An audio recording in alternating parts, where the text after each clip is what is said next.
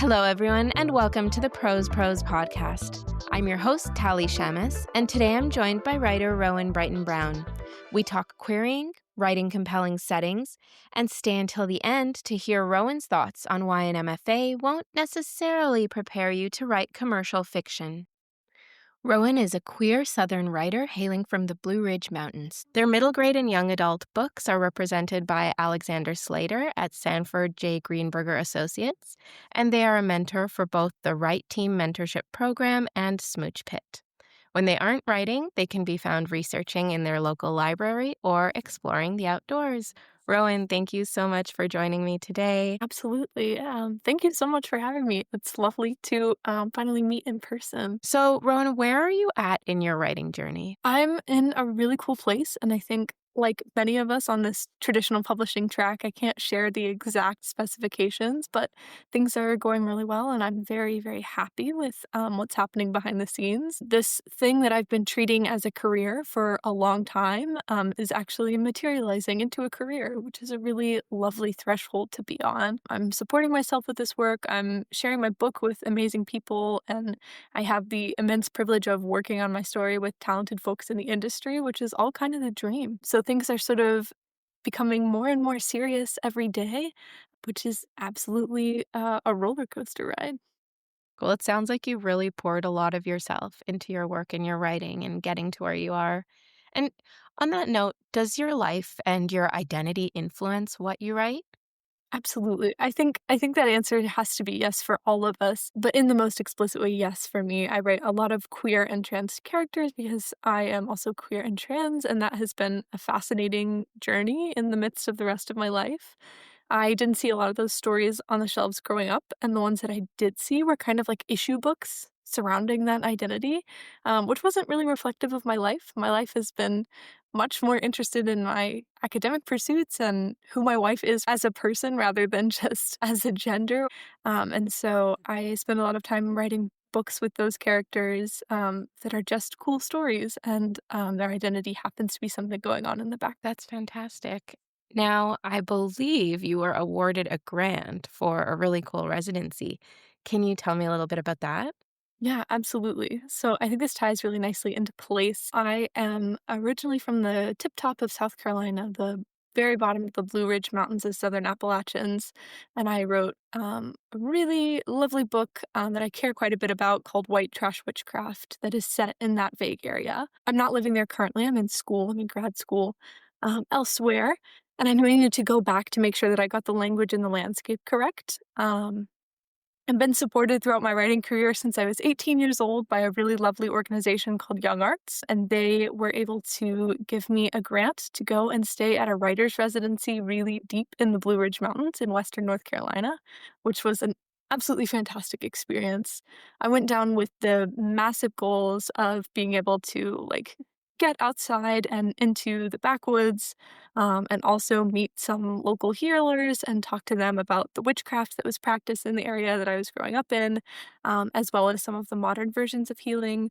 My book's very concerned with the opioid crisis and harm reduction practices. And miracle of miracles, I was able to meet all of the right people and hear all of these wonderful, deep, fascinating stories from a community that's generally pretty insular, that doesn't take kindly to outsiders. It was the perfect combination of going back to a place where I am from and the people that I do feel like are my own community, and also somewhere slightly new, somewhere a little bit more exciting. The place that I stayed, it was called Azul Writers Retreat, and it was originally a log cabin that this really lovely caretaker, her name is Camille, she is a mosaicist.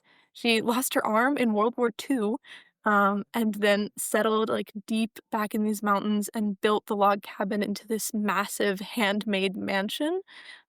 It's totally built of recycled materials and glass that she salvaged from factories, and it's just like this gorgeous and incredibly improbable oasis in the middle of the mountains. It was an amazing experience. Oh my goodness, that sounds phenomenal. I want to meet this person who built Yes. an entire cabin after being in a war? That is wild. Yes. She talks about being a self-identified hillbilly in her very French accent, which was like a lovely reminder of the fact that Appalachian identity is not always tied to blood, because, oh man, she is a hillbilly. Oh, that is so cool. Okay, wow. Okay, we're gonna pause for 1 second on setting to do our rapid Of fire course. questions, and then we'll dive back into it. So how long were you querying? I assume White Trash Witchcraft is the one that got you your agent? So I'll preface this by saying I was agented before, and this is my 4th book that I queried. So 2 unsuccessful books, a past agenting, and then this one. I queried for 48 hours. I yeah, it was an absolute whirlwind. I sent out a lot of queries very, very early on because I had some sneaking suspicion that things were going to move fast. And I had my first offer in under 48 hours. And luckily, she was very kind and said that instead of taking the 2 weeks that most writers take, I could take a full month. So the full process was 1 month between sending the first query and then my final deadline. See, I had those typical 2 weeks, and Yeah. it all worked out perfectly, but it was stressful in such Mhm. a short time span. Are you comfortable mentioning what prompted you to leave your first agent?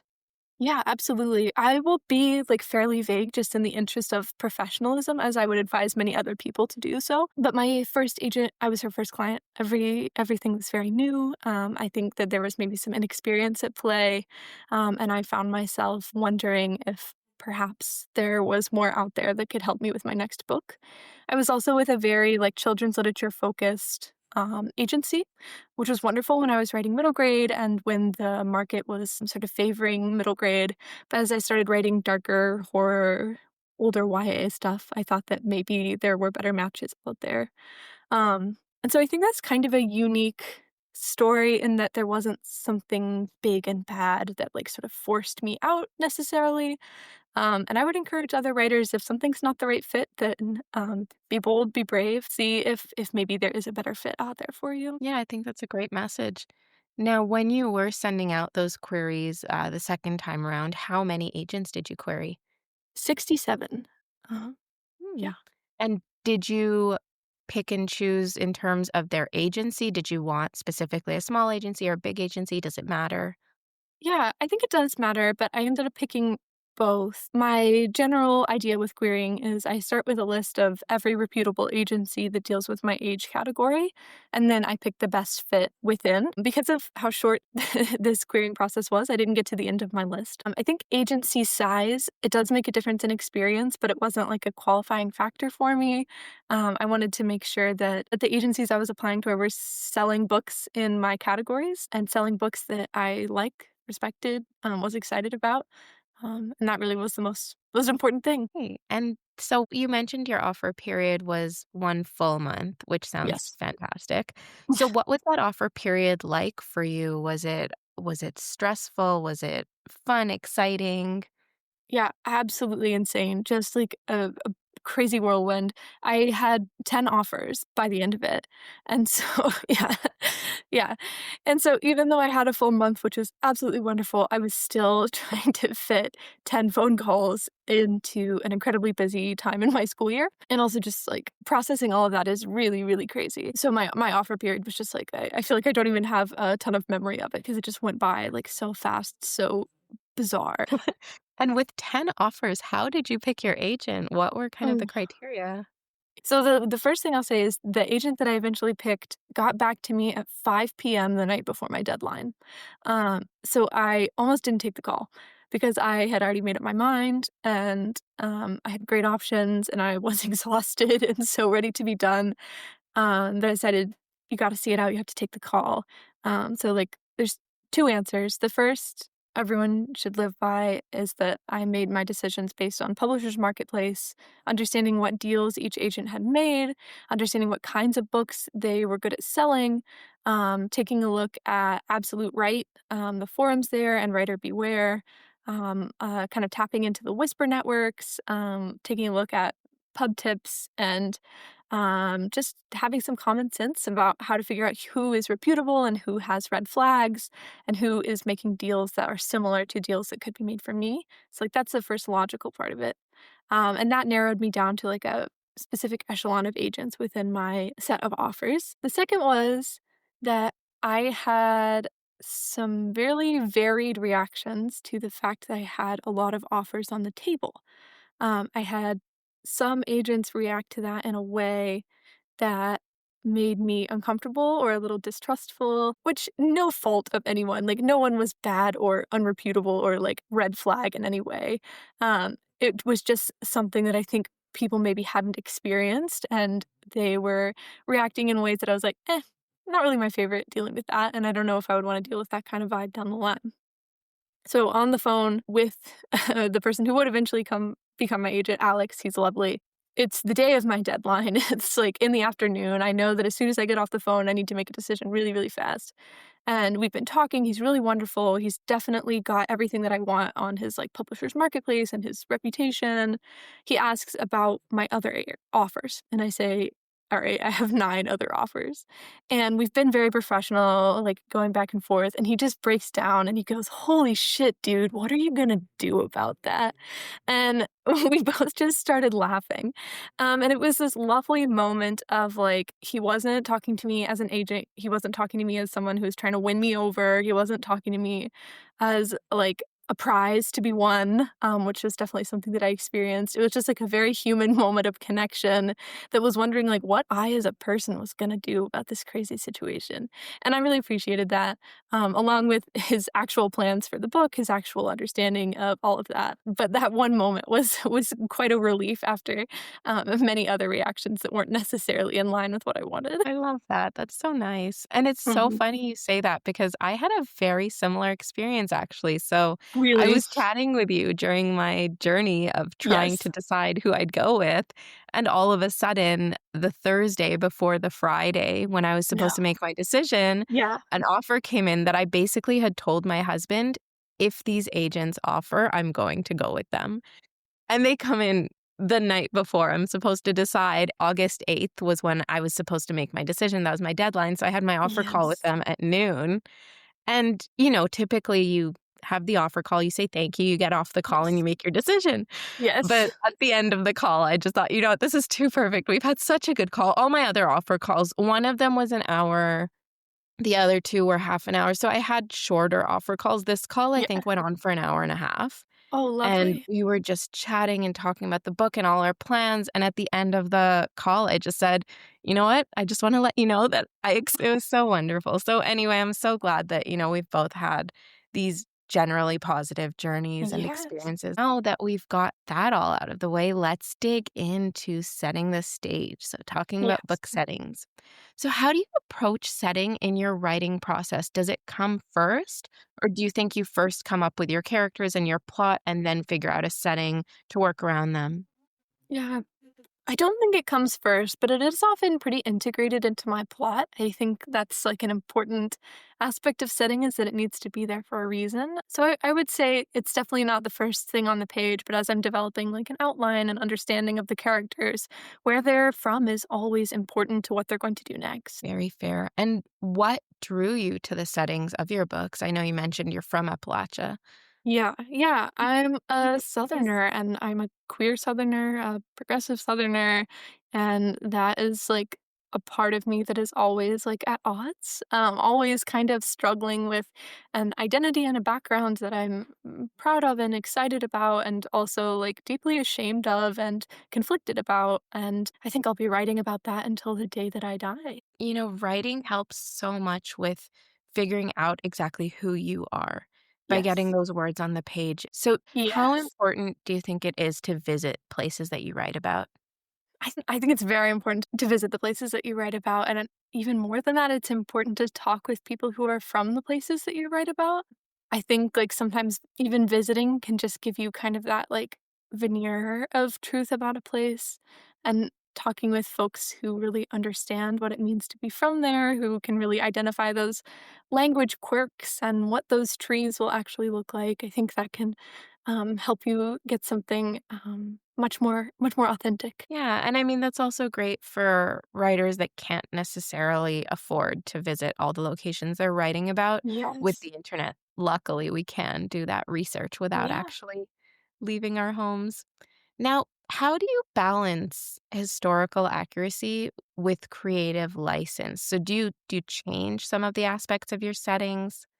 That's a good question. I think I go in with creative license first and historical accuracy and revisions, which is not an efficient way to do things, but it is a fun one. The story comes first, and I don't necessarily want my story to be hampered by some small detail, but I'm always happy to go in afterwards and make sure that things fit into something that makes some sense.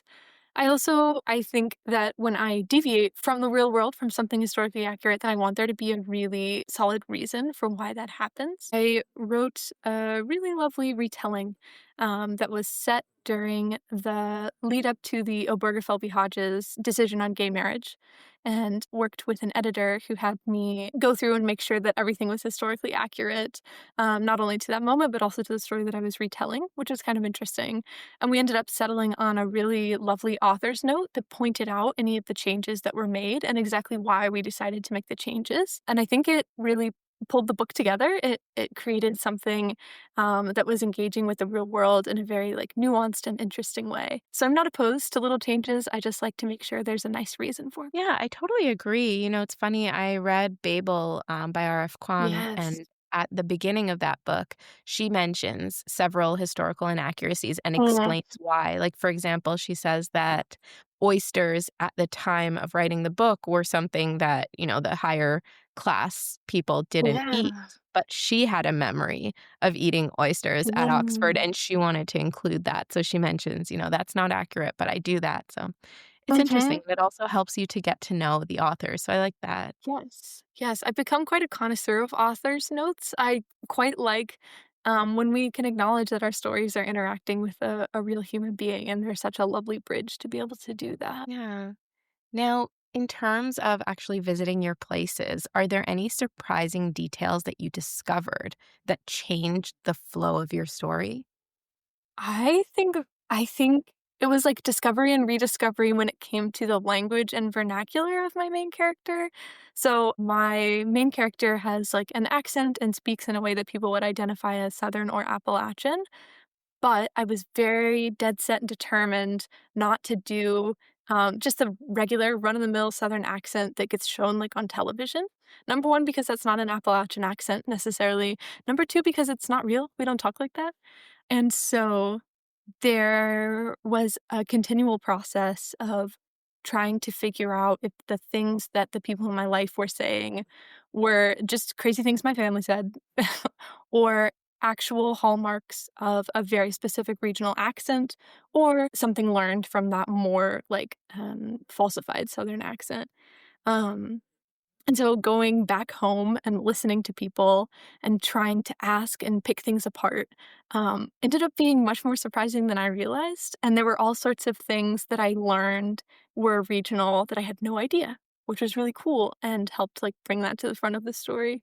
I know I'm gonna have to battle with a fact checker at some point. I look forward to that day when it's not just me or me and my editor, when there are Yes. professionals that are paid to fact check. Yes. Yes. It's an incredible relief to have someone else on your team for something like that. Yeah, yeah. Now, so when you're doing this sort of research, figuring out what specific words are used by people in specific areas, how do you weave that seamlessly into your prose? How do you kind of explain the background without info dumping? This is such a great question. How do you explain background without info dumping? And I think that's something that we all struggle with, like, every single time that we sit down to write. But I would say my characters often have a very particular perspective, and I know this going in just based on the way that I outline. And I think when you can use your characters as sort of figureheads for the arguments that they're making, for the backgrounds that they bring with them, then the ways that they naturally interact with something conflicting around them is to bring up that perspective and perhaps even share the reason why they hold it. And I think that when you can be quite conscientious about setting up a story in which there are conflicting viewpoints that will change over time, then the background of each one comes in a little bit easier than if it's simply a, generic person in a white room having to share something just because. That makes sense. And what I've found is helpful as well is I tend to over-explain. That's just Yes. a writing crime of my book right now that I am working on getting on submission, is about an art competition. It's so fun, I love it. I'm not biased, but I start the book, and my main character says, "Oh, the art competition, the name of the art competition, the most prestigious art competition in Latvia." And, she's saying things that just are not natural interiority. So Yes. it's fine. I start with that. I set out all of the details, and then I just chop them and insert them as I can Mm, where they make sense as interiority. And that kind of helps me write in a way that makes sense to me because I'm giving you all this information, but then I'm mhm. taking it out and kind of putting it where it makes sense. Yeah. So you mentioned earlier about regional dialects. Now, how do you ensure that you're not writing stereotypes or cliches, that this is actually, natural? And we see this the first book that comes to my mind is Hillbilly Elegy, where it really Mm. painted so many people as just, Yeah, just one thing. I think that's a really great example of how how not to do it. Because like the first mark I was going to say is like understanding your place in the world and like having some humility about the fact that you don't know and you're going to have to work in order to make sure that you figure out what the unknown unknowns are. And JD Vance positioned himself as an Appalachian person despite the fact that he just vacationed here occasionally. And I think that probably contributed to the fact that he has so many, like, god awful stereotypes in that book. Um, and that he saw the Appalachians as, like, a white, poor monolith rather than the, like, incredibly diverse, just, like, tapestry of people that it actually is. But I would say that, like, starting from that place of humility and making sure that you're trying to, like, figure out every single direction that you might be missing something, that you might have a biased idea, that you might have only one story about a group of people that has many, many stories. I think that's a great place to start. Yeah, I myself really went into this project attempting to tackle a number of stereotypes and cliches and kind of confront them head on rather than avoiding them or just trying to put something uncomfortable to the side because it would be difficult to deal with. And I think that was a really fascinating project, but it also was very difficult to go through and find these parts of history that are uncomfortable or unjust and try and explain and explore them to the point that they could be explained and explored. Now, I'm curious, how long did each step of your creative process take? So, how long did each of your books take to write? How long did you Mm. research? Do you use your research for multiple projects, or how does that work?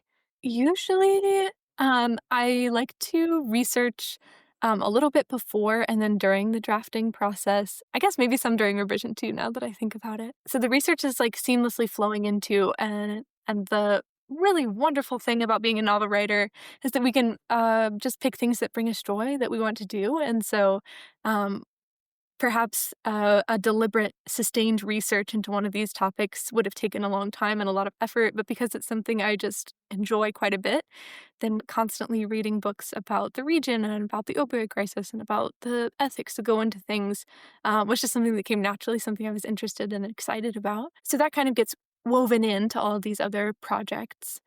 I have become someone who outlines fairly religiously. I would say that takes me a couple of months.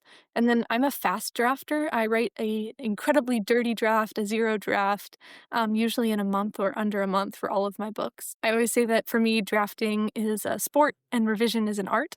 So revision takes me many, many, many months for all of my books. It's very much the longest part of my process and the most difficult and the most rewarding, I think. And do you involve others in that process in terms of beta readers, critique partners? How does that process look for you?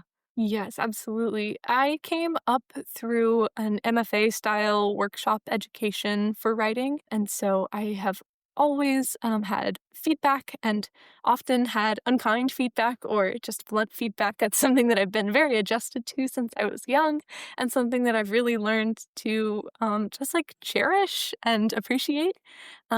And so I seek out lots and lots and lots of beta readers, as many as I can, for these books. And then I have a couple of aces in my sleeve. My wife is a writer who came up through the same training that I did. She's absolutely wonderful, and she's always my first editor and my best editor. So sweet and lucky. My husband does not enjoy reading. He likes audiobooks. Unfortunately, I have not yet recorded my book into an audiobook, so he has not read it yet. Uh, but that sounds like a wonderful project because I always read it out loud at some point during revisions. That's true, and it would be really fun. I don't know how good of a voice I have for audiobooks, but it would be so fun to record my own book as an audiobook. Yes. So you mentioned having come up through this education Yeah. program where you met your wonderful wife. How important do you think it is having a background in writing in terms of an education, an Yeah. MFA or a related degree? Yeah, it is so I'll say something and then I'm gonna back it up differently. I think it's really, really, really important to have a background in writing. I think that it is absolutely necessary to study the craft that you are going to spend your life doing. That being said, it does not need to be a formal education, and my formal education did not prepare me well for writing commercial fiction. So I was really lucky to go to these specialized public schools in high school where we had specific writing programs with really, really talented teachers. And then I also have an English degree from college. All of that was preparing me to write literary short stories and poetry and like fancy, highbrow, submit to lit mags and try and get into anthologies kind of writing. Genre fiction, children's fiction, all of that was very looked down on. It was something that was actively discouraged. And so when I wanted to start writing books, I kind of had to start from the ground up. And I realized that a lot of the people who were beating me in the race had come up through an education in just reading everything they could at their local library and writing fan fiction. And especially having come from a program where they told us how terrible genre fiction was and how awful fan fiction was, it was like definitely a moment of reckoning for me when I realized like you are not in Kansas anymore and you need to get rid of any of that elitist nonsense that was put into your head because there are many, many, many types of writing education. And I am constantly lapped by folks whose background in writing comes from fandom, comes from just reading a ton of YA their entire life, comes from just a love of craft and commercial fiction and like teaching themselves with craft books and YouTube videos at home in their house. And that's what I had to do to get to where I am with commercial fiction. And so, yes, it is incredibly important to have an education in writing. But no, you absolutely do not need an MFA, a college degree, none of that. And in fact, that might set you on a path that's a little bit to the side of what a lot of us are doing here in the traditional publishing world. Yeah, well, I'm not sure how lapped you're getting because it sounds like you're doing absolutely fantastic. But Thank you. Used to be getting lapped, had to delve into the YA section and, dip my toe into the fandom world even to figure out how to catch up with all the other lovely writers. yeah, that's really comforting though, because personally for me, I come from a background in law and I Yes. constantly find myself thinking, why did I want to become a lawyer? Why didn't I just Yes. get an MFA? Why didn't I just, and knowing that that wouldn't necessarily help me as much as just reading a ton as I have my entire Yes. life. Yeah, it's comforting. It's good to know. Yeah, I think it's so true. I'm also in, a graduate school, professional school right now, and I feel like it's really lovely to have both in your life. I think it's important to have something outside of writing that's inspiring you and teaching you new ways of reasoning and understanding. I think one drawback of being in something like an MFA would be that, you're a writer thinking about writing all the time, and I think sometimes that ends up with those stories of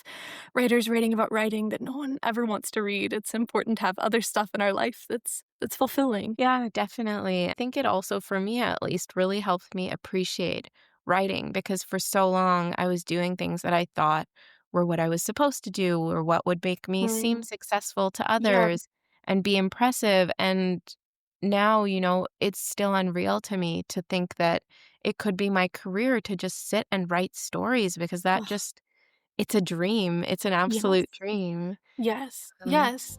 I just hope we never lose touch with that because right now everything seems like a miracle. Like it truly does. We've like fought tooth and nail for this. And it's so amazing that it's actually happening. And I hope for both of us that we keep that sense of wonder till the day that we finish our last book. I hope so too. I really hope so. So I'm going to ask you one last question, Of and it course. is, what is the strangest or most unexpected thing that you learned about your setting? Especially Appalachian culture, but Southern culture as well, is very insular, very distrustful of outsiders, and doesn't want secrets to be shared.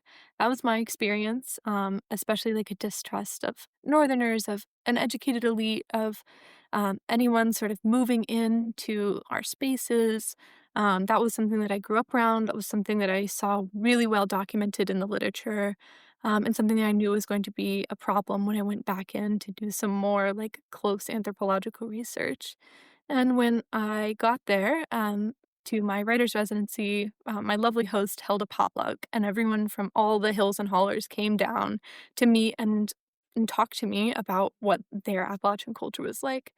And the underlying thread to all of it was that our culture is dying, and we need someone to share about it, like, we need to tell the world, and it was an absolute, like, turn on its head of everything that I had ever understood, everything that I'd ever learned about, Appalachian culture, and with all of the industries that once supported the mountains, leaving, many for good reason, it means that people are having to change the traditional ways of life, and there was, like, a desperation to get the story out there in the world, which translated really wonderfully, really lovingly into a support of my project and like a desire to have their stories represented accurately and then sent out to other people in the form of my book, which was like heartwarming and amazing and a little terrifying and totally unexpected. It's fantastic that they're trusting you with their stories and seeing you Yes. as the person to get that message out, lest it be lost. Yes, absolutely. As soon as I can, I hope I can send a copy to go in the residency library. That'll be fantastic, and I hope that I'll be able to buy a copy soon as well. Absolutely. And of your book, an art competition sounds lovely. Oh, thank you. Well, this has been an absolutely fantastic conversation, Rowan. Thank you so much. I've really enjoyed chatting with you. Yeah, it's been great to get to know you better. Thank you so much for having me this morning. And thank you to all of you for tuning in to the Pros podcast. Remember to check back every Tuesday for a new episode.